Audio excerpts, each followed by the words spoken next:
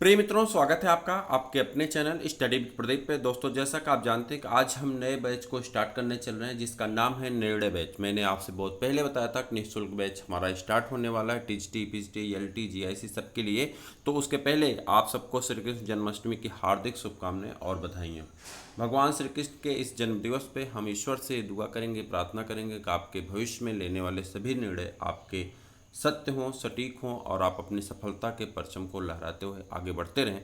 तो चलिए स्टार्ट करते हैं आज की कुछ सामान्य सी जानकारी। यहाँ पे अगर देखें तो बायोलॉजी क्लासेस करके इस तरह से आपको एक मिलेगा और यह निर्णय बैच है। आप बहुत सारे लोगों ने निःशुल्क बैच को निःशुल्क बैच नाम से हमें रिकमेंड किया था कि आप इसी नाम से चलाएं, लेकिन वह नाम थोड़ा सा मुझे अच्छा नहीं लगा। हमने उस समय कोई ऑप्शन नहीं दिया था, मैंने एक ऑप्शन ही दिया था और सबने उस पर टिक किया था। लगभग 60% लोगों का सहमत उस पर थी, लेकिन मुझे अच्छा नहीं लगा। तो हम लोग स्टडी करेंगे, निःशुल्क बैच तो है ही, आप सब लोग जानते हैं। तो ये बैच का नाम हमने चेंज कर दिया और बैच का नाम क्या है? निर्णय बैच। यह निर्णय अगर आप लेते हैं कि आपको भविष्य में शिक्षक बनना है तो यह बैच आपके लिए है, जिसमें टीजीटी, पीजीटी, एलटी और जीआईसी सबके लिए बायोलॉजी की क्लासेस आपको दी जाएंगी। जो बायोलॉजी की क्लासेस आपको मुफ्त में मिलेंगी। हम लोग इसमें किस तरह से पैटर्न को आगे बढ़ाएंगे और कैसे पढ़ेंगे इसके बारे में थोड़ा सा आपको दिखा दूँ यहाँ पे। तो अगर आप देख पा रहे होंगे तो ये आपको दिख रहा होगा, ऐसा इंटरफेस आपको दिखेगा और इसमें सीरीज नंबर फर्स्ट आज आपकी अपलोड कर दी जाएगी और इसी तरह से क्रम आगे बढ़ता हुआ चला जाएगा। यह आपको इंग्लिश में मिलेगा। देखिए यहाँ पे लिखा गया इन इंग्लिश है। उसके बाद आगे बढ़ेंगे, दूसरा बैच जो हमारा होगा एक ही दिन में 2 वीडियो अपलोड होंगे और दूसरा जो वीडियो हमारा होगा इन हिंदी, यानी हिंदी में भी होगा और इंग्लिश में भी। दोनों बैच साथ साथ आपके चलेंगे, हिंदी का भी और इंग्लिश का भी। मैं आपसे रिक्वेस्ट करूंगा कि आप दोनों जरूर देखिएगा, आपको उसका लाभ मिलेगा। मैं आपको यहाँ पे थोड़ा सा बैच के बारे में बता दूं कि बैच कैसे चलने वाला है और क्या है इसका प्रारूप। तो मेरी बात को ध्यान से सुनिएगा थोड़ी देर के लिए। 1 मिनट, इसका कलर थोड़ा चेंज कर लूँ। हाँ, चलिए देखिए यहाँ पर अगर मैं आ जाऊँ तो बैच हमने 2 पैटर्न में चेंज कर दिया। पहला पैटर्न हमारे बैच का है कि हम लोग पूरी एनसीईआरटी पढ़ने वाले हैं। जी हाँ, आप सही सुन रहे हैं, एनसीईआरटी पढ़ने वाले हैं। चूँकि मैंने देखा कि एनसीईआरटी से इस बार बहुत सारे प्रश्न पूछे गए थे और फ्यूचर में पूछे जाएंगे। चूँकि एनसीईआरटी पे ज़्यादा फोकस है, ये एथेंटिक है और सरकार भी जानती है कि हम इस एथेंटिक पे चलेंगे। हमारे कोर्स का जो हमारा सिलेबस दिया गया है उसका 70% कोर्स जो है हमारे 11th और 12th में दिया गया। कहाँ दिया गया? 11th और 12th में दिया गया। तो हम लोग अगर एनसीईआरटी को कर लेते हैं और एनसीईआरटी की साइड बुक से मिक्स करके कुछ चीज़ों को वहाँ पे ऐड कर लेते हैं तो इस प्रकार से हमारा 70% कोर्स कवर हो जाएगा। आप कहेंगे सर 70% बैच सिलेक्शन नहीं होगा। नहीं भाई, ये फाउंडेशन बैच है। आप सही कह रहे हैं कि अगर 70% पे सिलेक्शन नहीं होगा तो ये फाउंडेशन बैच है। इस फाउंडेशन का मेन उद्देश्य है कि जो लोग मुख्य धारा से छूट चुके हैं, मुख्य धारा में नहीं है, उन्हें मुख्य धारा में शामिल करना। जैसे 3 तरह के लोग होते हैं, मैं अभी आपको बता रहा हूँ। और उसके बाद दूसरी चीज़ आ जाते हैं। दूसरा जो हमारा क्लास होगा एनसीईआरटी नोट्स क्लास होगी, जो कि आपको नोट्स भी लिखना होगा और एक ही दिन में पूरे चैप्टर का रिवीजन भी आपको दे दिया जाएगा। ठीक। तीसरी जो क्लास होगी हमारी, वो क्लास होगी आपकी टॉपिक वाइज। जो टॉपिक वाइज क्लास होगी, सबका नाम इसी निर्णय बैच में होगा। फर्स्ट सीरीज चल रही है, उसके बाद सेकेंड सीरीज हो जाएगी और थर्ड सीरीज आते आते आपके पास खुद ही सब कुछ करने का निर्णय आ जाएगा। लेकिन तब भी हम लोग इसको चलाएंगे टॉपिक वाइज, यानी जो सिलेबस का पैटर्न है उसके अकॉर्डिंग आगे बढ़ेंगे और एक एक टॉपिक को कंप्लीट करते हुए नोट्स बनाते हुए चले जाएंगे। इस समय आपको नोट्स नहीं बनाना। अब मेरी बात को ध्यान से सुनिएगा कि मैंने ऐसा क्यों किया। 2 मैटर है, दोनों चीज़ों को ध्यान से समझने का प्रयास करिएगा। देखिए, उत्तर भारत के जितने भी लोग हैं, उत्तर भारत में 3 तरह की 3 कैटेगरीज पाई जाती। पहली कैटेगरी ये है कि जो लोगों सबने क्या किया, पोस्ट ग्रेजुएशन करने के बाद कुछ लोगों की स्थिति ये है कि वो सिविल की तैयारी करने लगे। अच्छी बात है। कुछ लोग हो सकता है एसएससी वगैरह या जीडी वगैरह की तैयारी कर, एसएससी वगैरह की तैयारी करने लगे या यूपी ट्रिपल एससी वगैरह की तैयारी करने लगे, लोअर पीसीएस वगैरह में। तो कहीं ये इंगेज हो गए, ये तैयारी कर रहे हैं लेकिन अपने सब्जेक्ट को छोड़ दिए। पीजी तो किए थे अपने सब्जेक्ट से, बायोलॉजी से, जूलॉजी से, बॉटनी से, हो सकता है केमिस्ट्री से, फिजिक्स से, किसी न किसी सब्जेक्ट से। पोस्ट ग्रेजुएशन करने के बाद वो एसएससी की तैयारी करने लगे या बैंकिंग की तैयारी करने लगे, रेलवे की तैयारी करने लगे, या तो आप वो कहाँ चले गए, सिविल की तैयारी करने चले गए। ठीक। तो इनका पीजीटी से पूरा रिश्ता खत्म हो चुका है। इनका जीएस का पोर्शन तो बहुत अच्छा है, परंतु सब्जेक्ट का पोर्शन इनका धीरे धीरे बहुत कमज़ोर हो गया। ऐसा नहीं कि उनको आता नहीं था, उनको बहुत आता था, लेकिन जब उन्होंने इस पे अध्ययन करना बंद किया 2 साल, 1 साल, 3 साल, 4 साल से, तो ये चीज़ें धीरे धीरे उनकी क्या हो गई, समाप्ति की तरफ चली गई। यानी उनको ये चीज़ें भूल चुकी हैं। ऐसा नहीं कि उनको आ नहीं रहा था, आ रहा था, बस भूल चुकी हैं। उसे रिकॉल कराने की जो आवश्यकता है और ये जामवंत का काम हम ही करने वाले हैं। हनुमान तो आप ही हैं, आप वो सभी काम कर सकते हैं, आप में वो शक्ति है, वो निर्णय लेने की शक्ति, वो क्षमता है कि आप दुनिया में जो चाहें वो कर सकते हैं। बस है क्या कि आप दिशा और दशा दोनों को बदलने की आवश्यकता है, और उन्हें बदलने के लिए आपको एक कठोर निर्णय लेने की आवश्यकता है, जो कठोर निर्णय हम आपके साथ लेने को तैयार हैं। हम आपको पढ़ा नहीं रहे, मैं आपको एक बात स्पष्ट बता दूं कि मैं आपको पढ़ा नहीं रहा हूँ, मैं आपके साथ पढ़ रहा हूँ। आप इस फीलिंग के साथ कभी क्लास मत देखिएगा कि सामने वाला टीचर है। आप हर बार इस फीलिंग के साथ देखिएगा कि सामने हमारा एक मित्र बैठा है जिसके साथ हम लोग वार्तालाप कर रहे हैं। बस वर्चुअल मित्र है जो दूर है, ठीक है। आपका घनिष्ठ मित्र होते हुए भी आपसे बहुत दूर है, तो आपके पास नहीं है लेकिन वर्चुअल है और आपके हर सुख दुख में आपके साथ खड़ा हुआ है, तो उसके साथ आप वार्तालाप कर रहे हैं, ना कि आप एक टीचर से पढ़ रहे हैं। आप अगर अपने विचार में एक मित्र का भाव रख करके पढ़ेंगे तो आपको सदा इस चीज़ को पढ़ने से ना तो बोरियत महसूस होगी और ना ही किसी प्रकार का हिजिटेशन इरिटेशन होगा, और आप आसानी से चीज़ों को पढ़ सकते हैं। क्लियर है। दूसरे लोग जो ऐसे हैं, ये तो पहले लोग हो गए, दूसरे लोग ऐसे थे कि इन्होंने पीजी तो कर ली लेकिन पारिवारिक स्थिति को ना देखते हुए ये किसी प्राइवेट इंस्टीट्यूट में या तो टीचर हैं, या तो कोचिंग पढ़ा रहे हैं, या तो किसी प्राइवेट इंस्टीट्यूट में टीचिंग का काम कर रहे हैं, ठीक, या तो होम ट्यूशन कर रहे हैं, या तो जो है छोड़ करके पढ़ाई किसी और जॉब में लग गए हैं। अगर ये पढ़ाई से रिलेटेड काम कर रहे हैं तब तो इनका रिवीजन हो रहा है, लेकिन बहुत सारे लोग ऐसे हैं जो पढ़ाई से रिलेटेड, चूँकि टीचिंग में आप जानते हैं पैसा कम होता है, तो ये टीचिंग से हट करके, इसीलिए आपसे मैं रिक्वेस्ट करता हूँ कि आप अपने मित्रों को भी शेयर करिए। ज़्यादा लोग जुड़ेंगे तो थोड़ी सी अर्निंग मुझे भी होगी, मुझे काम करने में अच्छा लगेगा।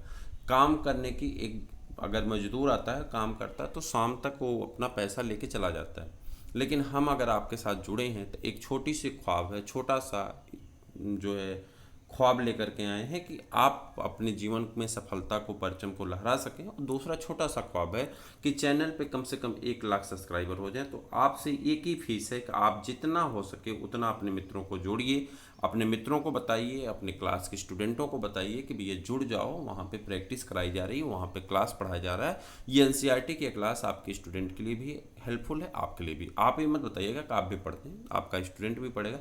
आप अपने दोस्तों को रिकमेंड करिए, थोड़ा सा आप बात करेंगे तो चैनल धीरे धीरे ग्रो कर जाएगा। एक छोटी सी ख्वाहिश लेकर के हम आपके बीच में हैं, और ये फीस मैं उम्मीद करूँगा कि आप ज़रूर अदा करेंगे, ठीक है। तो बात मैं कर रहा था, यहाँ पे कुछ लोग ऐसे हैं कि जो पीजी तो किए, पीजी करने के बाद अलग अलग जॉब में लग गए, तो इनके लिए ये क्या हुआ कि मुख्य धारा से भी छूट गए, इन्हें मुख्य धारा में लाना।